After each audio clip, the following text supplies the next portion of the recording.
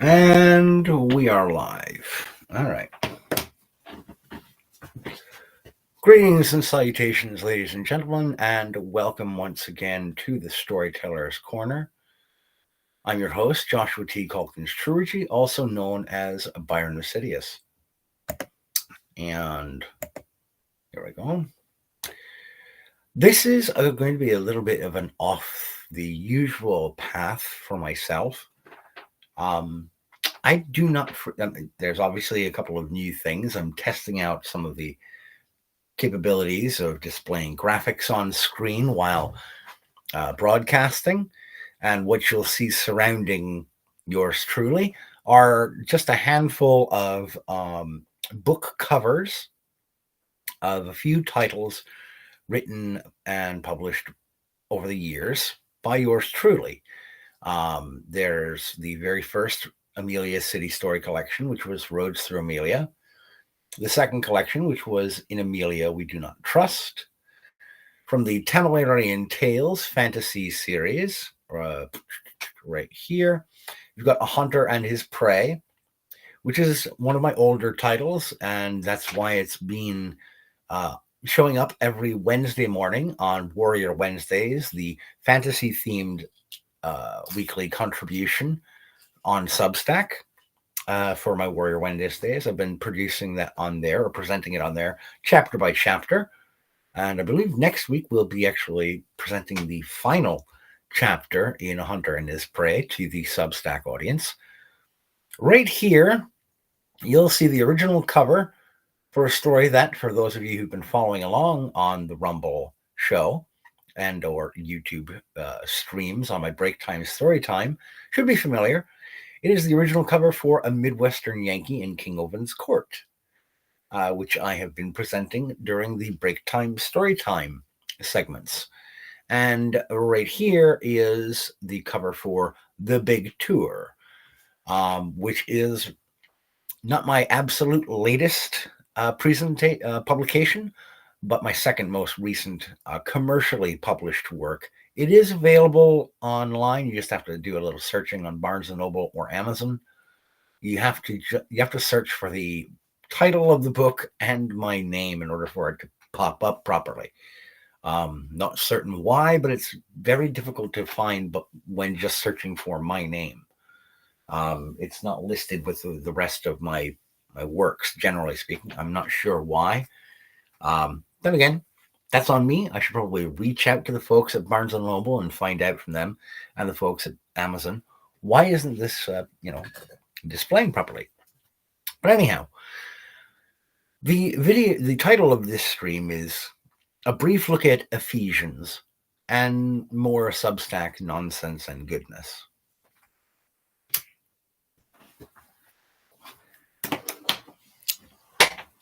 The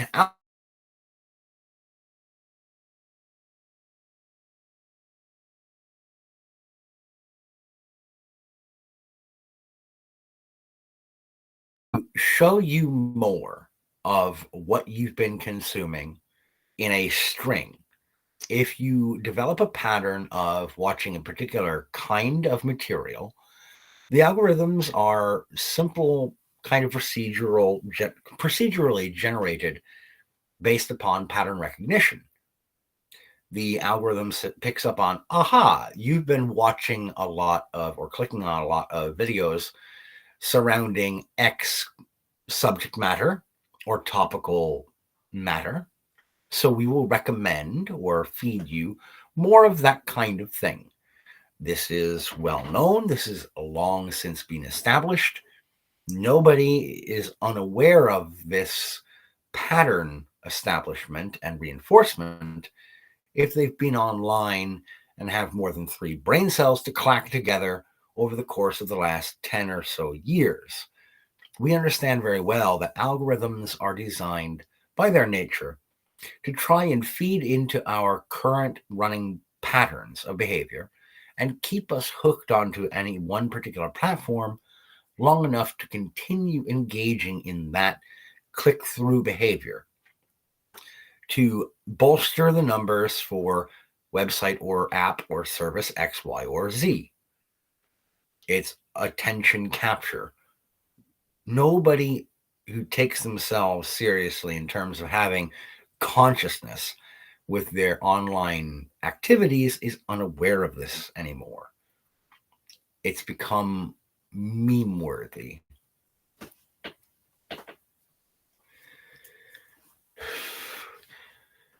As a result of that, I have been getting recommended or subtly suggested on YouTube, on Rumble, even on Substack, a lot of material talking about the kind of pull away of people, particularly my generation and younger, late stage millennials / xennials, which, by the way, if you're unfamiliar with what xennials are, it's late stage Gen X / early stage or elder millennials, as Liza Schlesinger makes the joke. It's that kind of crossover time period between 1980 and 1985.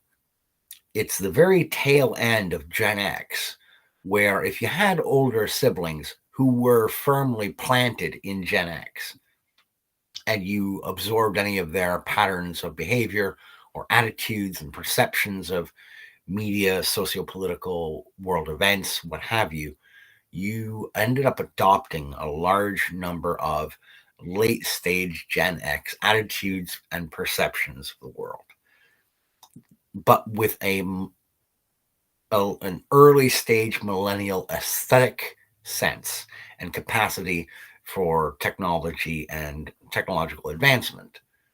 Hence why you're not firmly Gen X or firmly millennial. You're in that weird kind of sub cohort of xennial. But anyway, I digress.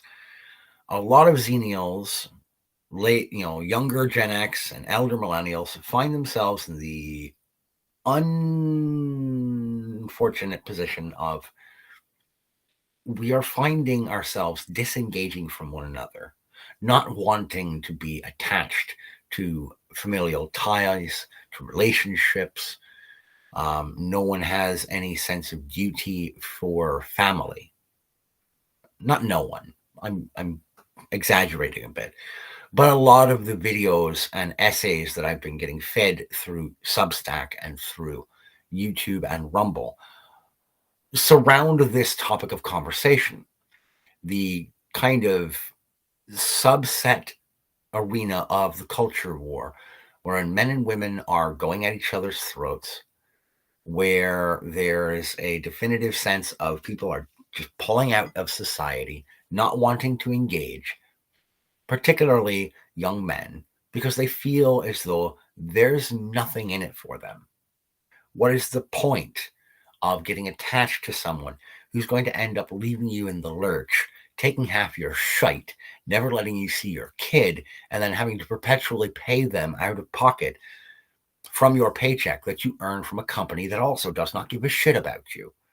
It's a combination of various factors that seem set upon younger men to disillusion them and to completely demoralize them.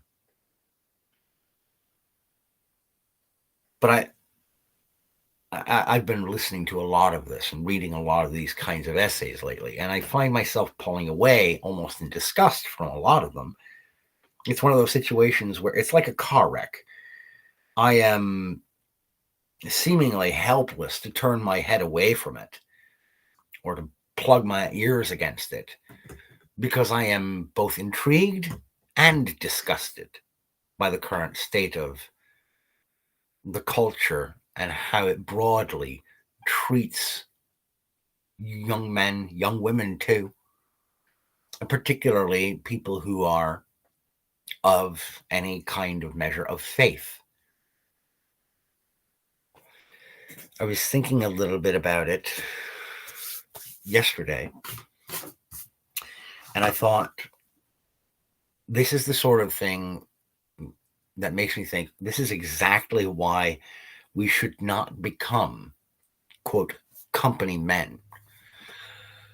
An old standby sort of archetype of a gentleman was the company man, the young fellow who attached himself to an employer, a company, either right out of high school or immediately after graduation from university, and would basically pledge themselves for an extensive amount of their future lifespan, commit themselves to being employed and gainfully benefiting from having a single employer. Now, once upon a time in the West, especially in the United States, a fellow could work for a single company for most of his adult life, and he could expect to be rewarded with slow incremental increases in hourly wage or salary, slow incremental increase in his level of responsibility to that employer until he peaked at his own natural kind of, you're either not capable of going any further, you haven't got it, or you're just not committed entirely to doing all in for the company's benefit because you have other facets of your life that you would prefer to spend time improving or relishing your involvement in, especially family. For middle management kind of men, particularly in the 60s, 70s, 80s, and early 90s, you would find a lot of gentlemen in middle management were themselves family men. They had young children and wives who either didn't work or worked part-time, who heavily relied upon them being the primary or sole breadwinner, providing for the payment of shelter, food, providing a vehicle for transportation. There had been a time where being the primary breadwinner was a noble pursuit. It's put me in mind of Ephesians. Now, I'm not the most religious person, and I'm not here to be a God botherer or a Bible thumper and smack people over the head with my particular faith. But I would like to ask you to consider the following from Ephesians 25 through 27. I'm going to quote here. Husbands, love your wives as Christ loved the church and gave himself up for her, that he might sanctify her, having cleansed her by the washing of water with the word, so that he might present the church to himself in splendor, without spot or wrinkle or any such thing, that she might be holy and without blemish. Nowadays, especially single mums, they get to lean on either their employers and the corporation or upon the government as husband, as their provider, as their safety net. But here's the problem. No company, no corporation, and no government body can replace the role of husband as intended in Ephesians. Really, in any faith, in any ethical viewpoint. A corporation or a government is a collective of peoples, not an individual. That's why they don't owe you any allegiance and why it feels so empty, so hollow and detached to rely upon your employer for really much of anything beyond a paycheck and your benefits. Why? Because as much as there are certain people who would like to claim that companies are people, that corporations are people, and to grant them personhood, they're not people. They're not actual human beings. They're composed of human beings, but they are an amalgam. They are a cohesive collective of corporate drive and company culture that does not really give a tin shit about you. And for anyone who wants to jump in and say, well, my boss is a great person. He or she is wonderful to me. We talk, we're buddy-buddy. Okay. That's your immediate supervisor, an individual person, a human being. That's not the company. That's not your employer. Okay? That's not a government agency or government body.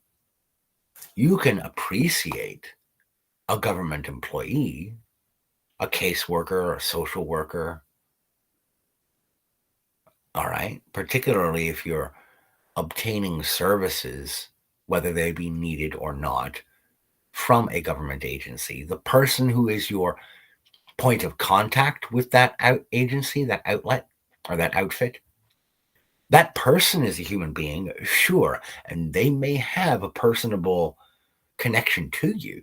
They may engage you in casual dialogue and conversation and may get to know you as an individual. As an individual, not as the agency that is providing you the service. The agency doesn't give a shit about you. You are a number. You are a case file. You are another reason that they get to ask for money from the federal budget. You are a line item on an expense sheet. You're a social security number and a date of birth, a demographic drop in the bucket for them to add to their statistics. That's it. A husband is an individual, a human being who will actually care about you, who will actually engage in their best efforts to provide for you. One moment, folks. Got an incoming call.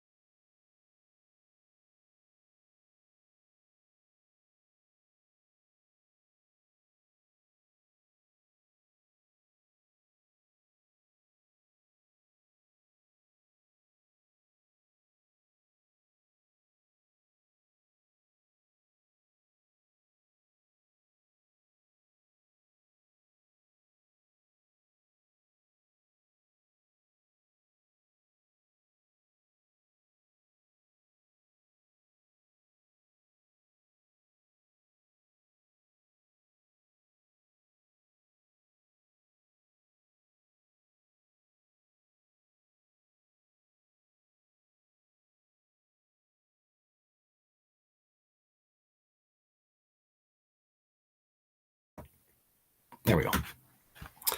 Speaking of that, actually, that was my wife. She's going to be on her way home. She's getting out of work early. And I don't usually get a great amount of time to spend with her on days where we both work. So I'm going to cut this off pretty early. I apologize for that. But you know what? She's my wife, and I want to spend some time with her before I have to get ready to go to work myself. So perhaps I'll pick this up again at some future point and get to what I was intending to talk about and the metaphors that I was intending to extrapolate upon, perhaps down the line. But I should probably practice what I preach and actually love my wife. Cheers.